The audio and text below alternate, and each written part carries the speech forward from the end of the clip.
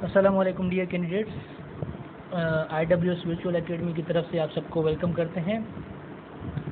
Lecture number 18 mathematics topic है हमारा factorisation. Factorisation को समझने के लिए सबसे पहले हम समझेंगे फैक्टर्स को।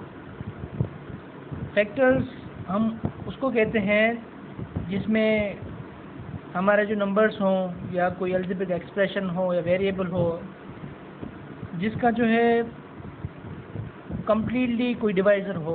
फॉर एग्ज़ाम्पल जैसे 12 है, तो 12 का जो कम्प्लीटली डिवाइज़र है वो क्या है? 2 है। 12 को हम 2 से डिवाइड कर सकते हैं, ठीक है। हमारा आंसर आएगा 6। या फिर 6 है, 6 भी 12 का डिवाइज़र है, मतलब कम्प्लीटली डिवाइज़र है। 12 भी 12 का डिवाइज़र है। और 1 जो है वो सबका कॉमन फैक्टर होता है। जो भी किसी भी नंबर का डिवाइज़र हो, कम्प्लीटली डिवाइज़र हो, उसको हम क्या कहते हैं? फैक्टर। जैसे 6 है, 2 है, 3 है, 4 है, और 4 इंटू 3 क्या होता है? 12। तो हम कह सकते हैं 3 एंड 4 क्या है? वो 12 के फैक्टर्स हैं। और 6 इंटू 2 क्या होते हैं? 12। तो 6 एंड 2 भी क्या हैं? 12 के कम्प्लीटली फैक्टर्स हैं। और 12 इंटू 1, ये इसका आंसर भी क्या होगा? 12। तो हम क्या कहेंगे? 1 एंड 12 भी क्या हैं? 12 के फैक्टर्स हैं। तो ये क्या हो गया? ये नेचुरल नंबर्स के क्या हो गए? फैक्टर्स। अभी हम पढ़ेंगे। अच्छा, 1 2 3 4 6 एंड 12। 1 2 3 4 6 एंड 12 क्या हुए? फैक्टर्स हुए किसके? 12 के, ठीक है। इसको हम क्या कहते हैं? Natural numbers. या ये 12 क्या है? ये भी नेचुरल नंबर है। अभी हम आते हैं अलजेब्रिक एक्सप्रेशंस पे। अलजेब्रिक एक्सप्रेशन हम पिछले लेक्चर में पढ़कर आए थे। तो अभी हम पढ़ेंगे अलजेब्रिक एक्सप्रेशंस के फैक्टर्स कैसे निकालते हैं या कैसे होते हैं। जैसे 5xy मैंने यहाँ पे लिखा है, तो यहाँ पे 5 का डिवाइज़र क्या हो सकता है? 1 हो सकता है, 5 भी हो सकता है। तो 5 क्या हो गया? 5 का फैक्टर हो गया। और x का डिवाइज़र क्या हो सकता है? x हो सकता है। x के अलावा और कोई भी नहीं हो सकता, इसलिए क्या हो गया? x का डिवाइज़र क्या हो गया? फैक्टर क्या हो गया? x। और y का फैक्टर क्या हो गया? 5, ठीक है। 5xy का एक और भी फैक्टर है जिसको हम 5xy बोलते हैं, मतलब 5xy का खुद ही एक फैक्टर है जो है 5xy। और 1 तो सबका जो है फैक्टर होता है, ठीक है। तो ये क्या हो गया? हमारे फैक्टर्स किसके? 5xy के। अगर 5xy की जगह मैं यहाँ पे 15xy लिखूँ तो क्या होगा?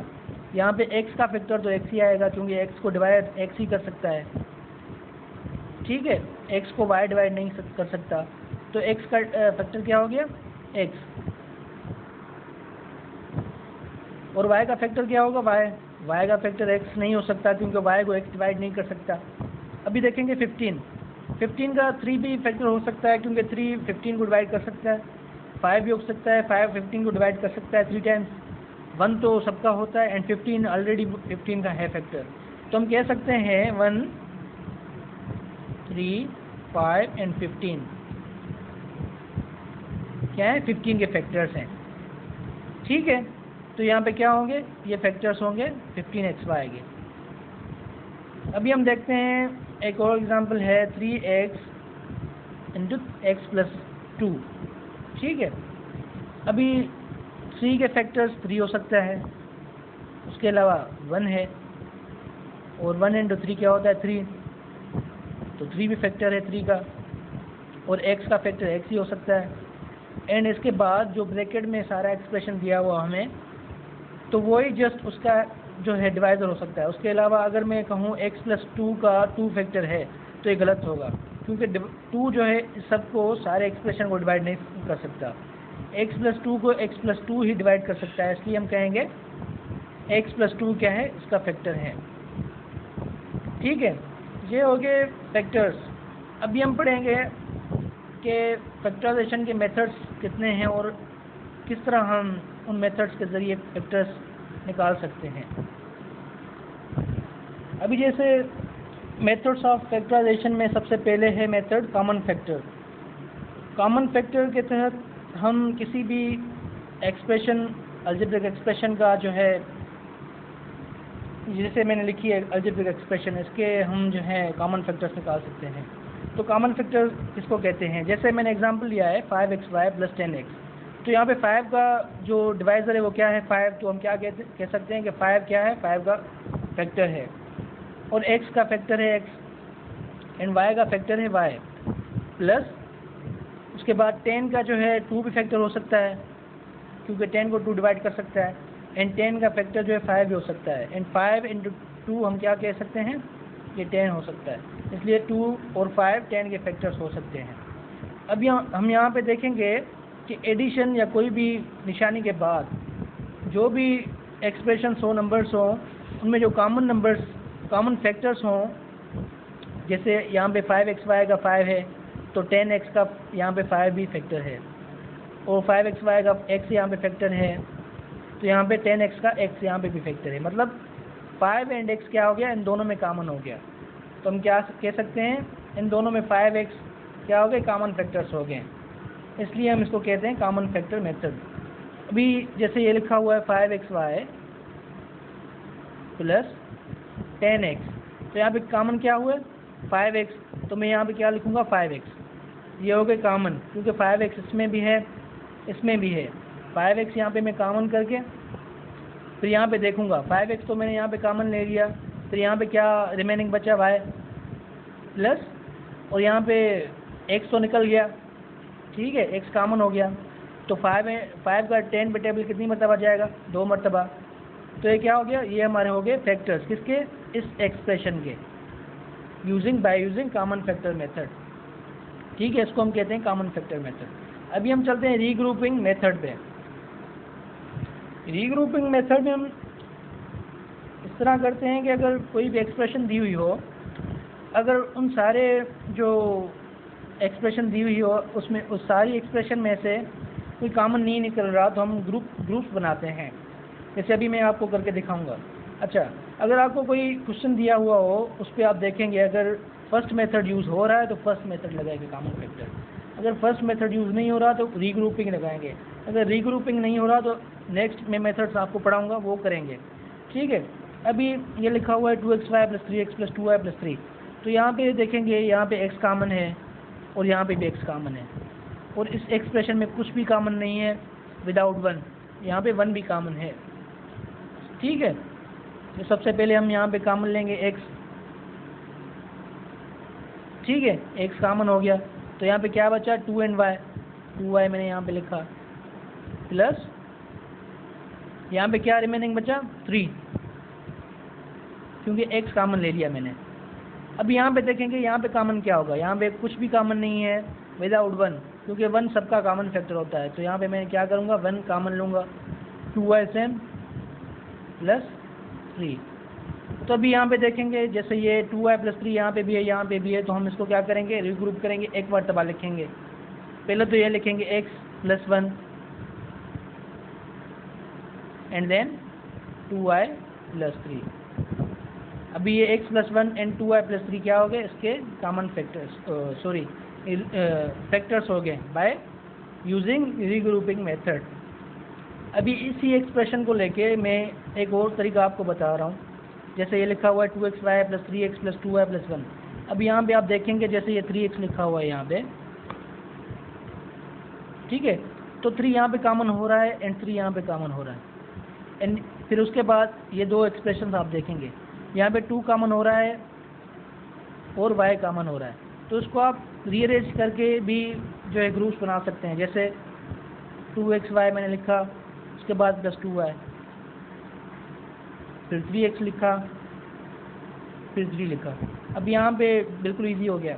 अब यहाँ पे 2y कॉमन है, तो 2y मैं यहाँ पे लिख दूँगा। उसके बाद यहाँ पे क्या रिमेनिंग बचा? x प्लस 2y निकल गया, तो रिमेनिंग क्या बचा? 1 प्लस यहाँ पे क्या कॉमन होगा? 3, क्योंकि 3 यहाँ पे भी है, यहाँ पे भी है, तो यहाँ पे रिमेनिंग क्या बचा? x, और 3 यहाँ पे निकल गया तो 1 बचा। अभी देखेंगे x + 1 यहाँ पे भी है, यहाँ पे भी है, तो एक मरतबा लिखेंगे 2y + 3 एंड एक्स प्लस 1, तो वही आंसर आ गया ये वाला।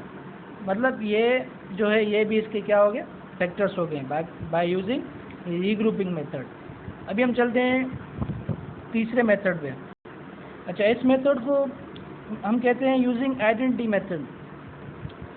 आइडेंटिटी मेथड के ज़रिए हम क्या करते हैं, अलजेब्रिक एक्सप्रेशन या किसी भी जो एक्सप्रेशन के फैक्टर्स मालूम कर सकते हैं। जैसे मैंने आपको पढ़ाया था अलजेब्रिक एक्सप्रेशन वाले चैप्टर में कि a plus b whole square बराबर होता है a square plus 2ab plus b square, या फिर a minus b whole square बराबर होता है a square minus 2ab plus b square. ये मैंने आपको पढ़ाया था अंडरलाइन करके कि ये आपके जो है इंपॉर्टेंट फार्मूलाज हैं, ये आपको याद करने हैं। अब ये भी क्या है, ये भी इसी एक्सप्रेशन, इसी आइडेंटिटी के जो है बतौर ये एग्जांपल दिया हुआ है। जैसे यहाँ पे x square plus 8x plus 16 है, तो एक्स स्क्वायर को आप सपोज कर सकते हैं कि a है, और जो b है यहाँ पे उसको आप कंपेयर कर सकते हैं इससे 16 से, ठीक है, बी स्क्वायर को, ये a स्क्वायर हो गया, ये b स्क्वायर हो गया, ठीक है। बी स्क्वायर मतलब 16, अगर 16 का मैं कहूँ कि इसका कि कौन से नंबर का जो स्क्वायर होगा वो 16 होगा, तो वो नंबर होगा 4, ठीक है। और ये a स्क्वायर क्या होगा, ये x के ऊपर स्क्वायर हो जाएगा, ठीक है। तो मैं इसी फॉर्म में, ये फॉर्म जो है इस फॉर्म में लिखी हुई है, इस फॉर्म को इस फॉर्म में कन्वर्ट कर सकता हूँ। कैसे? फॉर एग्जांपल a को मैं सपोज कर सकता हूँ x से, x हो गई, ठीक है, प्लस किस नंबर का जो है स्क्वायर होता है 16, 4 का, तो इसलिए मैं 4 को जो है लिख सकता हूँ 16 की जगह पे, क्योंकि b स्क्वायर है, तो इसको मैं होल स्क्वायर कर सकता हूँ इस फॉर्म में लाने के लिए। तो मैं कह सकता हूँ, अगर इसको मैं मज़ीद स्क्वायर फॉर्म को मज़ीद लिखूँ तो मैं कह सकता हूँ x plus 4 and x plus 4 इसके क्या हैं, फैक्टर्स हैं बाय यूजिंग आइडेंटिटी, क्योंकि ये हमारी आइडेंटिटी है, इसके बतौर इसको हम जो है कह सकते हैं कि ये इसके क्या हैं, फैक्टर्स हैं। ठीक हो गया। अभी हम चलते हैं मिडिल टर्म ब्रेक या मिडिल टर्म स्प्लिट मेथड पे। जैसे ये लिखा हुआ है x square plus 5x plus 6। अच्छा, अगर इस मेथड में आपको मुश्किलात हो रही है तो आप पूछ सकते हैं मज़ीद हमसे, ठीक है। अब ये x square plus 5x plus 6 को मिडिल टर्म ब्रेक करके इसके फैक्टर्स हम निकालेंगे। मिडिल टर्म ब्रेक या मिडिल टर्म स्प्लिट हम उस मेथड को कहते हैं जिसमें हम जो मिडिल टर्म होता है उसको ब्रेक करके फिर जो है फैक्टर्स निकाल दें। जैसे 5x है, इसको हमने ब्रेक करना है। अच्छा, ब्रेक कैसे करते हैं? ब्रेक जो है हम इस तरह करते हैं, जो हमारा लास्ट वाला टर्म होता है उसको मल्टीप्लाई करते हैं जो फर्स्ट वाला टर्म दिया हुआ हो, ठीक है। एक्स स्क्वायर यहाँ पे लिखा हुआ है, इसके साथ 1 मल्टीप्लाइड है, जो कि यहाँ पे हम लिखते नहीं हैं, लेकिन ये होता है 1 इसके साथ लास्ट में मल्टीप्लाई। तो हम क्या करेंगे, 6 को 1 से मल्टीप्लाई करेंगे, 6 इंटू 1 क्या होगा 6। अब इसके हम क्या करेंगे, फैक्टर्स निकालेंगे। जैसे मैंने आपको बताया किसी भी नंबर्स के जो डिवाइज़र हों वो इसके फैक्टर होते हैं। 2 इंटू 3 क्या होता है 6, उसके बाद 2 का टेबल 3 पे नहीं जाएगा, 3 का ही जाएगा, तो क्या हो गया। अब यहाँ पे क्या हो गया, ये 2 एंड 3 क्या हो गए, 6 के फैक्टर हो गए। तो अगर मैं 2 को 3 से मल्टीप्लाई करूँ तो 6 आ रहा है, एंड 2 को ऐड करूँ 3 से तो 5 आ रहा है, ठीक है।